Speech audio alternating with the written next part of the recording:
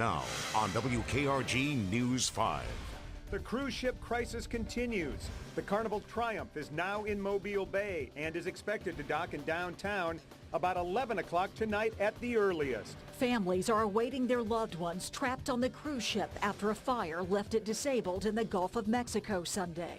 We have live team coverage of the ship's not-so-triumphant return to shore right now on News 5. From WKRG News 5, the Gulf Coast news leader in high definition. The news starts now. Hello, everyone. I'm Roseanne Haven. And I'm Peter Albrecht. Mel Showers is off tonight. First on 5, the latest on the cruise ship crisis. The Carnival Triumph is now in Mobile Bay and moving ever so slowly to the Alabama Cruise Terminal in downtown. The Carnival Triumph entered the Mobile Ship Channel around 2:30 this afternoon. The ship has little generator power. There is one functional elevator that'll help get the 4,000 guests and crew off the ship. Carnival officials say that process could take as long as 5 hours, meaning the last guest would exit the ship at 8 o'clock in the morning, depending on what time the ship docks. Passengers huddle on top of mattresses lined on decks of a luxury cruise turned crisis. It's their limited way of being able to escape the living conditions inside the ship as the Coast Guard tries to pull them into Mobile Bay. A painstakingly slow operation. 4 tugboats, tiny in comparison to the giant vessel carrying 4,000 people. As passengers desperate to leave the ship walk on the upper deck to see what's being done to get them to safety, the Coast Guard faces another delay when one of the tugboat's towing line breaks, leaving the ship dead in the water for more than an hour. An army of local and national reporters stand by, documenting every development.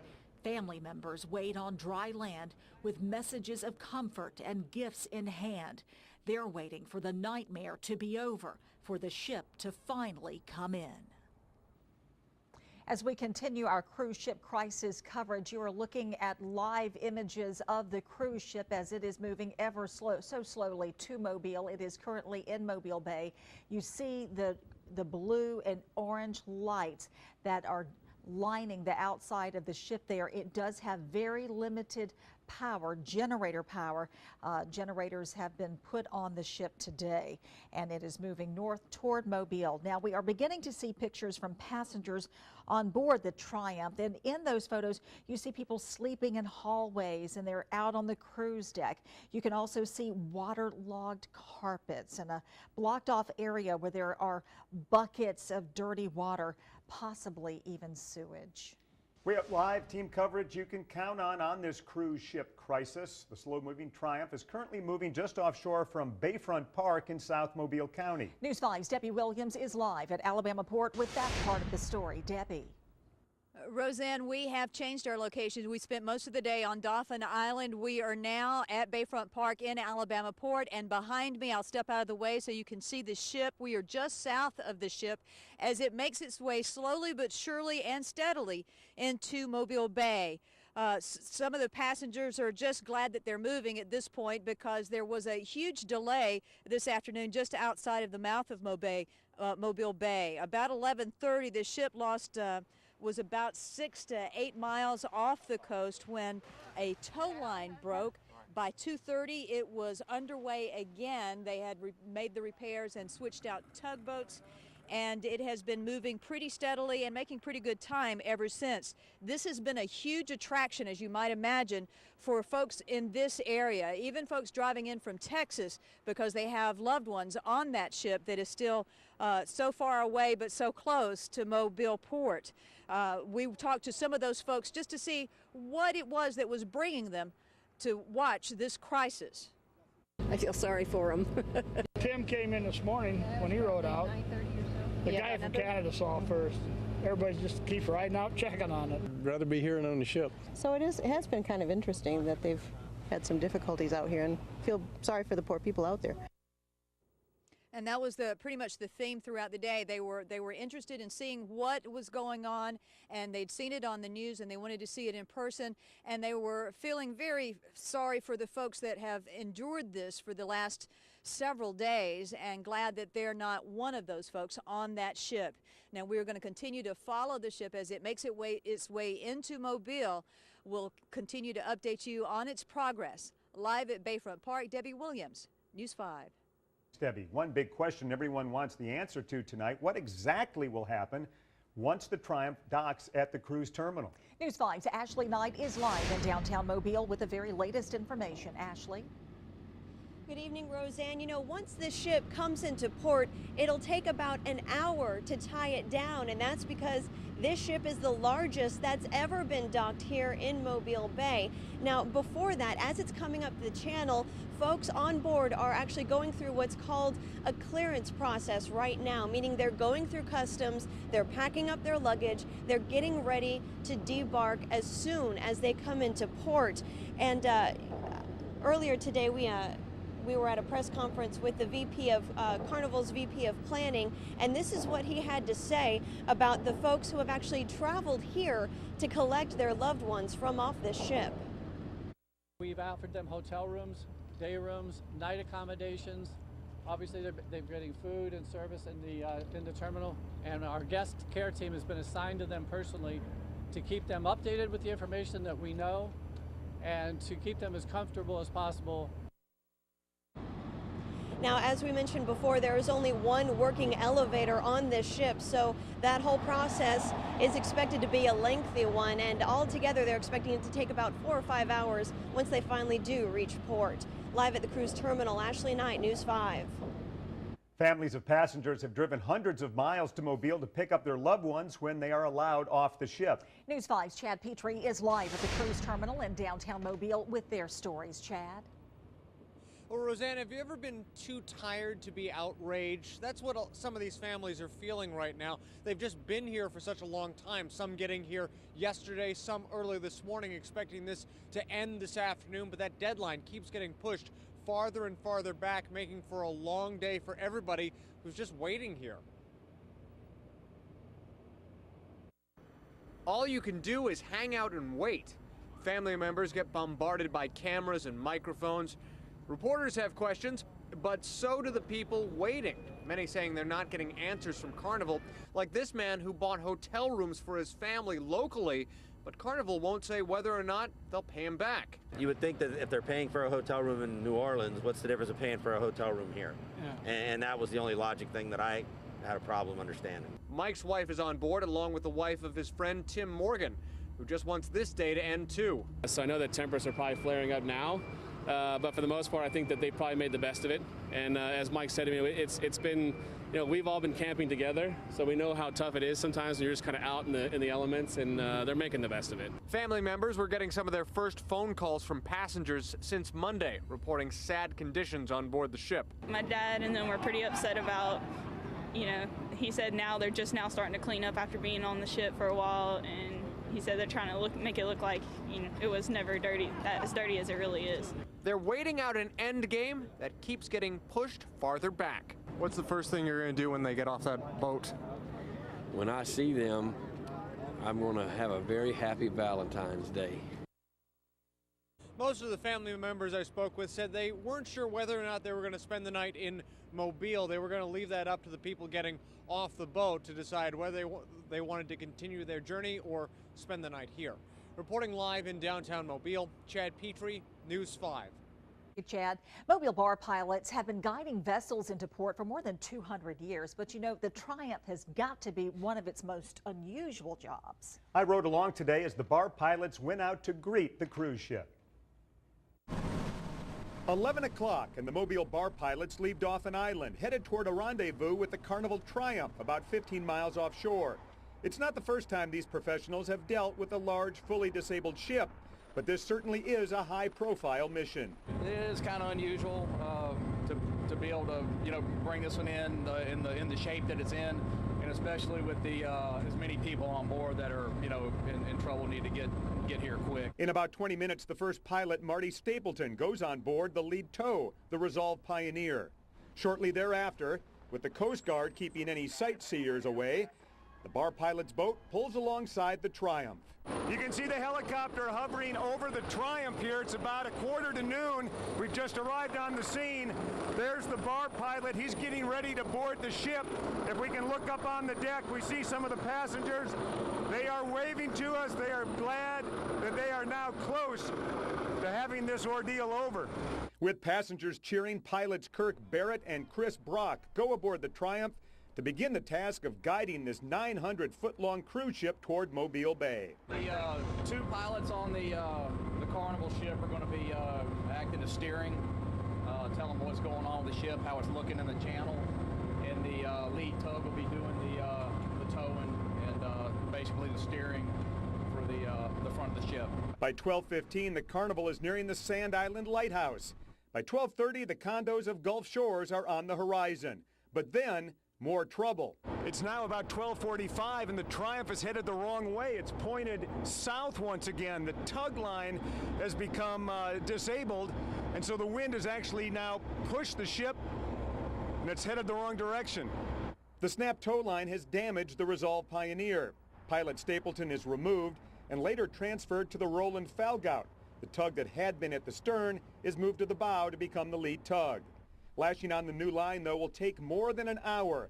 Another delay for the beleaguered passengers of the Carnival Triumph.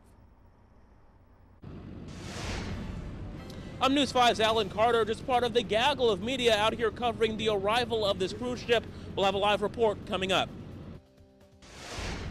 With all the things going on, at least the weather is calm. Clear skies, a cold night, and a good-looking Friday. It's coming up in the forecast.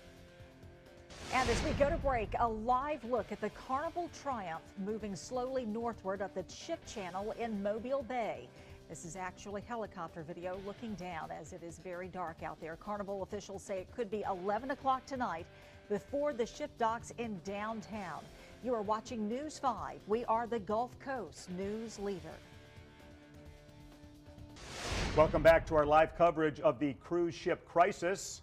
You're looking live at the Alabama Cruise Terminal from across the Mobile River. This is where the Triumph is expected to arrive in downtown at 11 o'clock tonight at the earliest. Some of the best views of the Triumph have come from helicopters and planes flying over it. News 5's Tiffany McCall has some of the best shots of the ship we've seen from the air today. She continues our team coverage. After repairing a snapped cable that left the disabled cruise ship adrift near the mouth of Mobile Bay for more than an hour, the Carnival's Triumph continues its slow trek toward the Alabama Cruise Terminal. To escape the warm cabins, frazzled passengers move their mattresses outside. Some are seen walking on deck, using their bodies to plead for help, twirling towels, and waving near handwritten SOS and I love you signs. In a situation like this, Valentine's Day may be an afterthought. Coast Guard helicopters delivered needed supplies as a ladder is dropped to allow U.S. Customs and Border Patrol agents to climb on board. The process of getting all 3,100 passengers off the filthy ship has begun. The 4 tugboats aiding the broken vessel against heavy currents are just a few miles away from dry land, a sight these passengers have been awaiting with 4 days and counting. Tiffany. The cruise ship's arrival in Mobile has been one of the big news stories across the world today. It was the lead story on the CBS Evening News and other national broadcasts. News 5's Alan Carter continues our team coverage with more on the media circus surrounding the ship. Alan?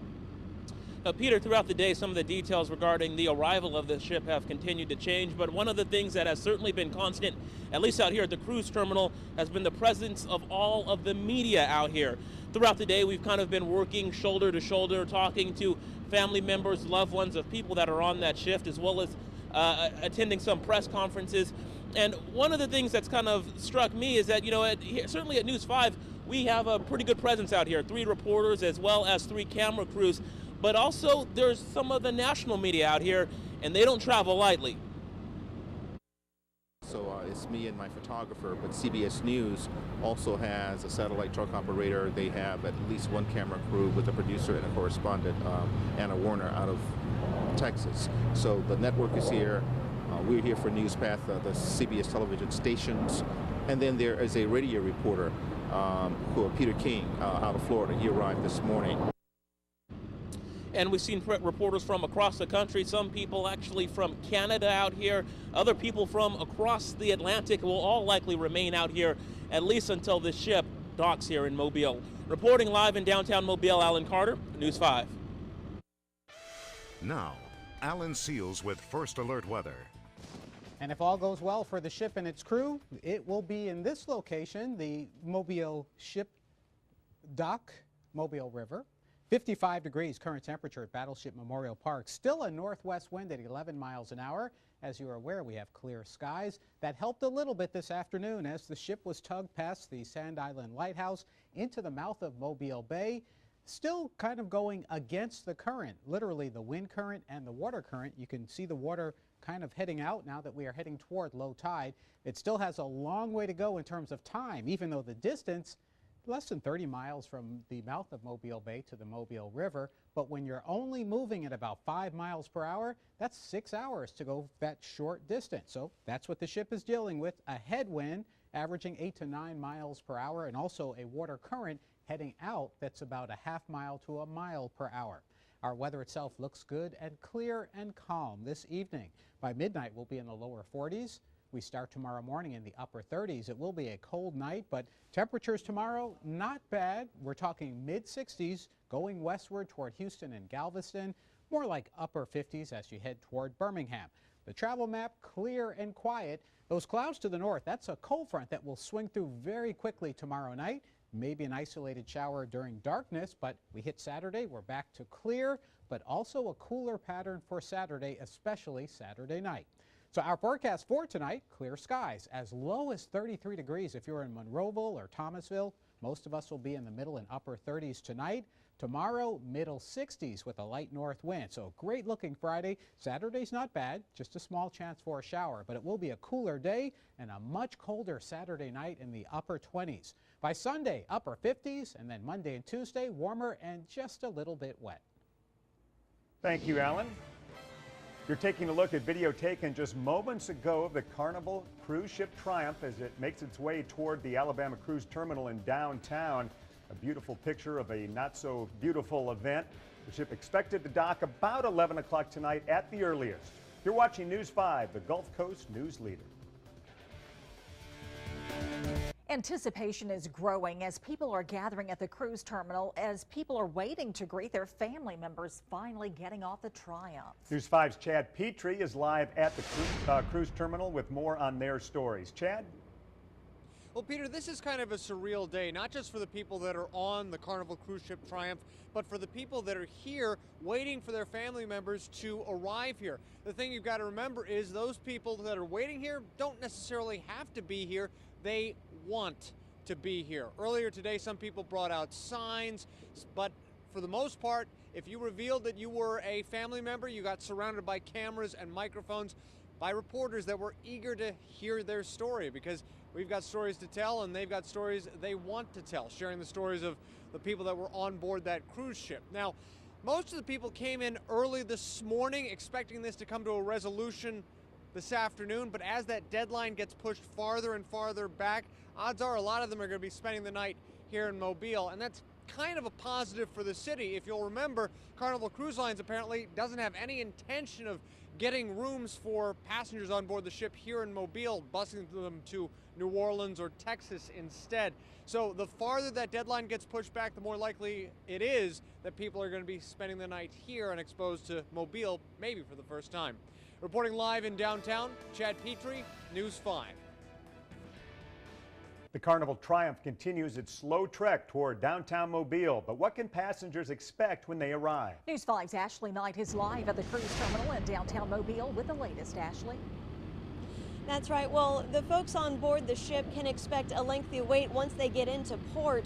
Again, they believe that it'll take 4 to 5 hours just to get everyone off the ship, since there's only one working elevator on the ship right now. And of course, they're going through the clearance process right now as we speak, going through customs, making sure their luggage is all packed and ready to go so that there is nothing left to do but get off the ship once they roll into port.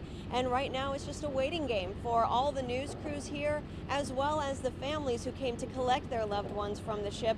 And I really doubt either will get any sleep tonight, just hoping that this soon will come to hopefully a happy conclusion.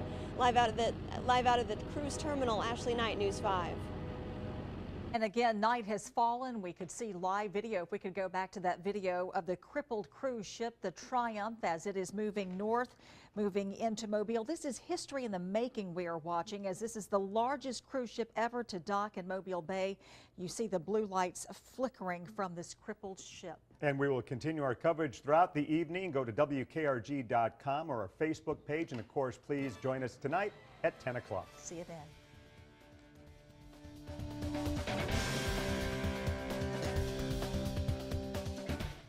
On WKRG News 5. Taking stock of the damage left behind by Sunday night's tornadoes. We have live team coverage from the hardest hit area, the University of Southern Mississippi in Hattiesburg. The weather isn't keeping thousands of revelers from pouring into downtown Mobile as Mardi Gras 2013 enters the final stretch. And people needing medical attention are electing to skip the doctor altogether. News 5 investigates. From WKRG News 5, the Gulf Coast news leader in high definition. The news starts now. Hello, and thanks for joining us. I'm Mel Showers. And I'm Roseanne Haven. First on 5, the weather continues to top our news. Storms taking their toll on some of the northern parts of our viewing area last night. And tonight, thousands of Mardi Gras revelers are watching the skies, hoping rain doesn't wash out their parades. News 5 Chief Meteorologist Alan Seals has the latest on the forecast. And you don't have to be a meteorologist to look at this radar and see how much rain there is still to go. We are right in the middle of this big blob of green across the southeast, and it's going to continue off and on tonight and tomorrow, just as it has been. That's the reason why our entire News 5 area is under a flash flood watch. Farther to the west, the light green, that's a flood watch. Either way, it means more rain is going to fall, easily several more inches. Here is the bigger concern for folks out, and that is we are seeing just a little bit of lightning. It's nothing extreme at this point, but the more we move through tonight and get into tomorrow, the more likely we'll see thunderstorms. So steady rain, Washington County, where you've seen 6 to 12 inches of rain, isolated showers along the coastline, and you have to start thinking if you're traveling tonight, plan for the threat of a flash flood. I'll talk more about this and your forecasts coming up in a few minutes. People living in parts of South Mississippi will be cleaning up for days after an EF4 tornado touched down in Hattiesburg. The powerful twister first left its mark in the Oak Grove community just west of Hattiesburg, then moved east, leaving a path of destruction. News 5's Pat Peterson is in Hattiesburg. He begins our team coverage tonight on the widespread damage. Pat. Roseanne, as you mentioned, the storm first touched down about 6 miles west of Hattiesburg on Highway 98 in the Oak Grove community before it damaged and destroyed buildings along the main thoroughfare here in Hattiesburg. That's Hardy Street, and eventually damaging several buildings here on the University of Southern Mississippi campus. Let's go ahead and take a look at some video we shot earlier from the Oak Grove community. Now, Oak Grove High School took a direct hit. The athletics complex was destroyed. This EF3 tornado tossed a truck into the baseball field and severely damaged the football field house. Now, several homes and businesses around the high school were also damaged or destroyed. We talked to a storm victim who says she rode out the storm in her hallway closet. I was saying, Jesus, just please help us. That's all I could do. Just help us. And that's the whole thing I did. Just prayed that God would take care of us, and he did. The material things are not important. It's just our lives was saved and God was with us. And Mel and Roseanne, covering tornado aftermaths and storm damage, it never gets easier as we do this over the years. Particularly hard for me. I'm a Southern Miss graduate, and looking at some of these buildings, I lived on campus for about 4 years, and some of the dorms, and seeing some of the damage out here, pretty tough to cover. Reporting live from Hattiesburg, Pat Peterson, News 5. And thank you, Pat. The Hattiesburg tornado has become one of the most photographed storms in recent memory. Anyone with a working cell phone camera took shots of the tornado as it left a path of destruction across the city. This is dash cam video from a police cruiser, and you can see just how massive the tornado is. You can also see where the storm has been as the officer dodges debris blown into the street. Experts say the peak winds of the tornado were about 170 miles an hour. Again, a lot of that damage occurred on the campus of the University of Southern Mississippi, a campus that News 5's Allie Holston is familiar with, just like Pat Peterson. She also attended college there. Allie joins us now live from Hattiesburg. Allie, what did you think when you first saw all that damage? Well, of course, it was completely devastating. I mean, this side of campus now looks completely different from when I was a student here. As you can see behind me, the alumni building is in complete shambles. Huge oak trees are uprooted and cars all over campus are crushed from fallen tree branches, and it's left a lot of students on campus very shaken up. Here's what they told me today. Scary moments for students at the University of Southern Mississippi as a tornado ripped through their campus yesterday. We heard this one big boom in our building, and come to find out one of the residents on our first floor window had shattered. Demolished buildings and smashed cars now line the front of the university. Students left the safety of their dorms this afternoon to get a closer look. What they found was shocking. We're residents here, and this is our first year, but we love this campus. And to know that a tornado came through and just destroyed our home for 4 years, it's terrifying. But emergency management crews were on scene within the hour. They had people here as soon as it actually happened, because we got here, I think, about an hour actually after it actually happened, and they were already here before we got here. So I think it was really fast. Making the tornado sirens and shattering glass a distant memory as the road to recovery begins. In a press conference earlier today, the new president-elect for the school spoke of the strength and determination of the students and offered encouraging words to parents who have kids that go here. My goal as president will be to ensure that your students are safe, not only on our campus, but in Hattiesburg. We will work as quickly as we can to restore the campus community back to our primary goal of teaching and research. And while the incidents of yesterday were frightening and destructive, it will no way stop us from continuing to work towards moving Southern Miss to the top. One of the bright spots out of all the devastation, a statue that sits at the front of the campus, amazingly enough, was untouched in the storm. It represents 100 years worth of black and gold pride. It received no damage. Reporting live in Hattiesburg, I'm Allie Holston, News 5. And thank you, Allie. The storm that swept across Hattiesburg also left its mark last night in Clark County, Alabama. Homeowners there spent their day cleaning up today. News 5's Chad Petrie has the story from Clark County. Draping a home with a blue tarp is sometimes all you can do when a storm collapses your porch. Friends and family gather to survey the damage and try to help where they can. The storm struck late Sunday afternoon. Most were away from home at the time, but a few people were still around to hear the noise and live through the danger. We heard it like a roaring, and then the wind got real high and strong, and not knowing anything at all was over. The storm was powerful enough to knock this trailer on its side. It shoved this home off its foundation. Judging by the distance from the back stairs, this home is 3 feet closer to the road than it used to be. And homeowners are looking for a way to regroup after a tough night. I don't know. We've got to find places to go, places to put everybody. I got nieces, nephews, my mom, brothers.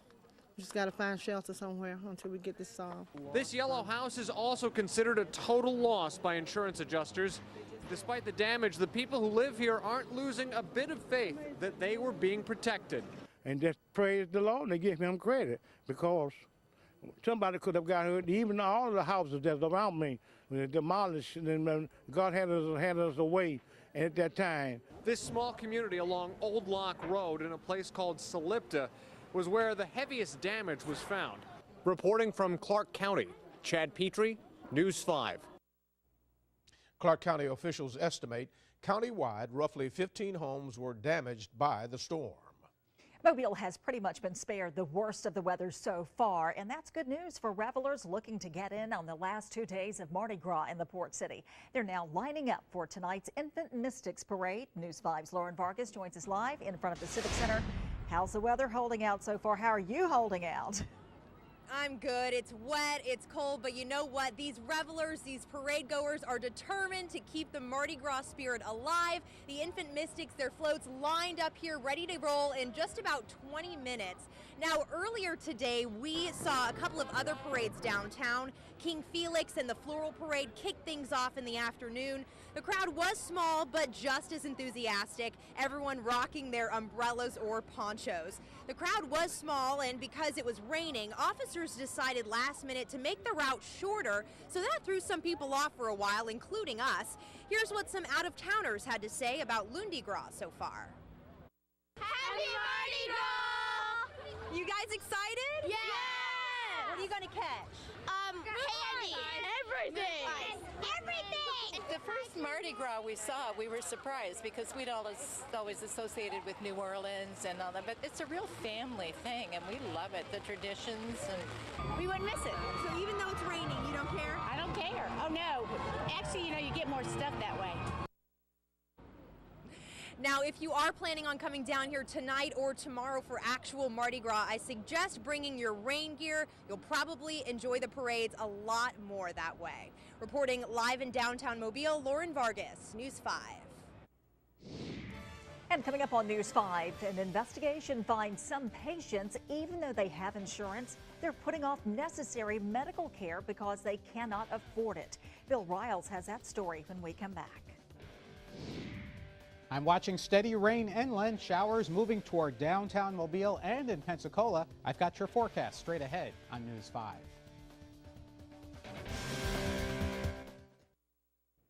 A number of people these days have enrolled in health insurance plans that require you to pay a higher deductible. It's one way employers and individuals are trying to save money against rising health care costs. But as a result, a number of health care providers have begun demanding payment of that entire deductible from patients before they will perform any medical procedures. News 5's Bill Riles has a look at this new reality in health care in his News 5 investigation. Our investigation found that many people who have health care plans with high deductibles have been forced to put off necessary medical procedures. That's because health care providers are demanding upfront payments that many times amount to the entire annual deductible required by your insurance. That can run from hundreds to thousands of dollars. Like the case of Andrea Evans, who showed up for a scheduled surgery for a kidney problem one recent morning at Mobile Infirmary. $2,500 remained on her yearly deductible, and the hospital said she'd have to pay it up front. The hospital told me that until I could make arrangements, the surgery was going to be canceled, which it was. She has yet to have the surgery, and she is not alone. Hollis and Diana Henderson are self-employed. The only way they afford to have health insurance at all is to opt for a higher deductible, $2,500 a year on each of them and their son, Michael. They recently had to pay for Michael's eye surgery, and he needs follow-up care. But Diana also has existing health problems. Am I going to have to pay another amount of money, or just what am I going to have to do? Because if I do have to pay, then I have to put my stuff off. We have a $2,500 deductible apiece. For many, this new health care landscape isn't realized until they get sick or injured and have to go to the hospital or other health care provider. See what you can do to treat me without the x-ray or without the test. Doctors say they see it happening to their patients more and more. I don't think it's greed on the part of the insurance companies and the hospital. It's just the way the economics works now.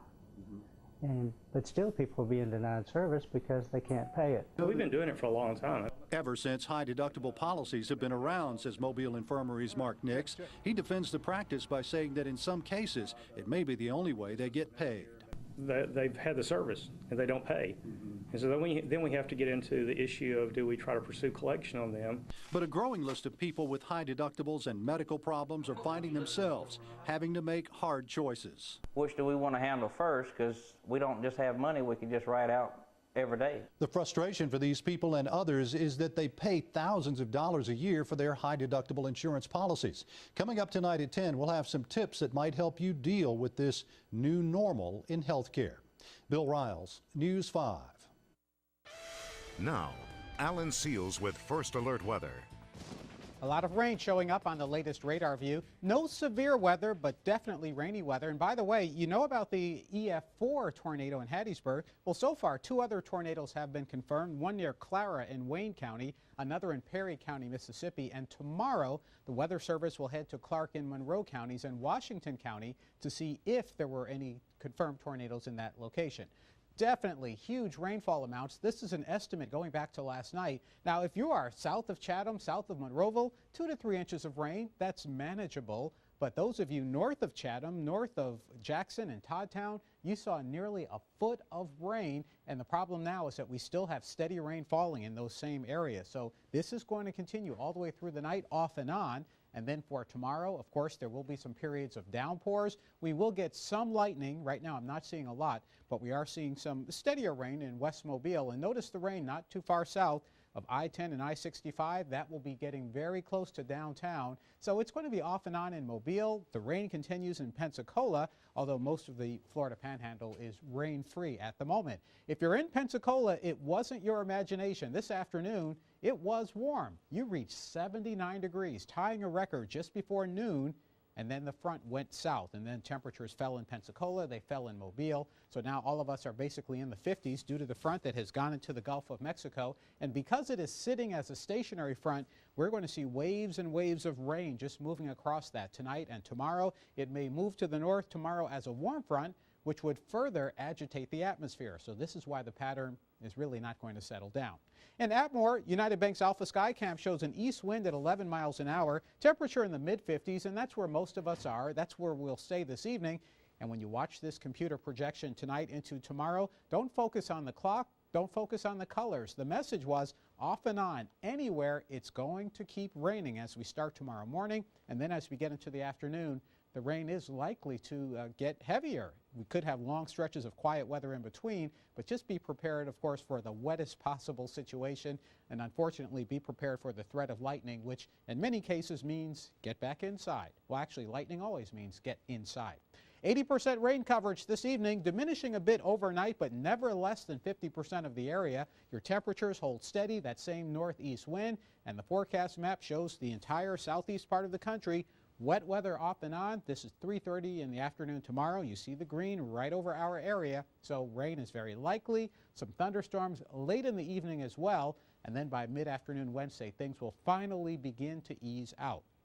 Our forecast for tonight, just remember, we have a flash flood watch. Travel carefully, be alert. If you live near a river that typically floods, start planning now for what you will do if that happens. Tomorrow, showers, thunderstorms, some lightning, temperatures in the mid-60s. So your extended outlook has a very wet, fat Tuesday. Rain diminishes going into Wednesday. By Thursday and Friday, things look very calm and tranquil. Nights will end up in the 30s. And as we get into the weekend, not bad. Mid-50s Saturday and Sunday.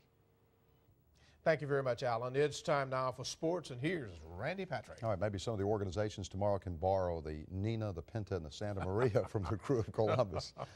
Maybe they'll need it. Yeah, no kidding. All right, there's high school basketball to be played tonight, and that will go on unless there's a leak in one of the roofs of the gymnasiums tonight. We'll set the stage when we come back. And a Jamarcus Russell NFL comeback is on, and we've got the proof. Stay tuned. Now, Randy Patrick with News 5 Sports. High school basketball is in the spotlight tonight with the boys' area championships being contested. Now, winners and losers tonight will advance to the sub-regionals.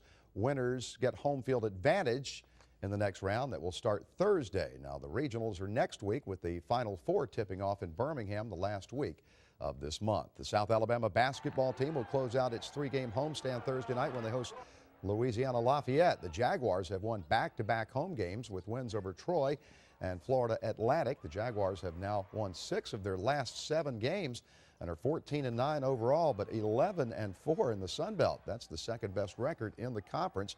Middle Tennessee currently leading the Eastern Division with a 14-1 conference mark.